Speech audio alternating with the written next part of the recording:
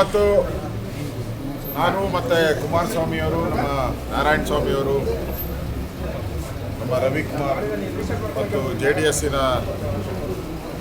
ಪ್ರಮುಖರು ನಾವೆಲ್ಲ ಒಟ್ಟಿಗೆ ಸೇರಿ ಬಿಡದಿ ಅಕ್ವಿಜೇಷನ್ಗೆ ಸಂಬಂಧಪಟ್ಟಂತೆ ಬಿಡದಿ ರಿಯಲ್ ಎಸ್ಟೇಟ್ ಮಾಡ್ತಾ ಇರುವಂಥ ಕಾಂಗ್ರೆಸ್ ಸರ್ಕಾರದ ವಿರುದ್ಧ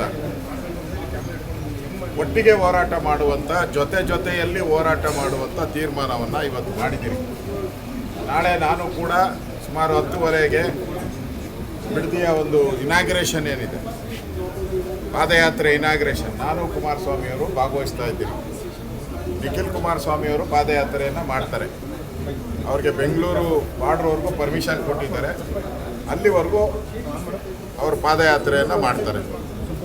ಮತ್ತು ನಮ್ಮ ಎಲ್ಲ ಕಾರ್ಯಕರ್ತರಿಗೂ ಕರೆ ಕೊಡ್ತೀರಿ. ನಾವು ಕಾರ್ಯಕರ್ತರು ಕೂಡ ಇದರಲ್ಲಿ ಪಾದಯಾತ್ರೆಯಲ್ಲಿ ಸೇರ್ಕೊಳ್ಳಿ ಅನ್ನೋ ಕರೆಯನ್ನು BJP ಕಡೆಯಿಂದನೂ ನಾವು ಕೊಡ್ತಾ ಇದ್ದೀವಿ.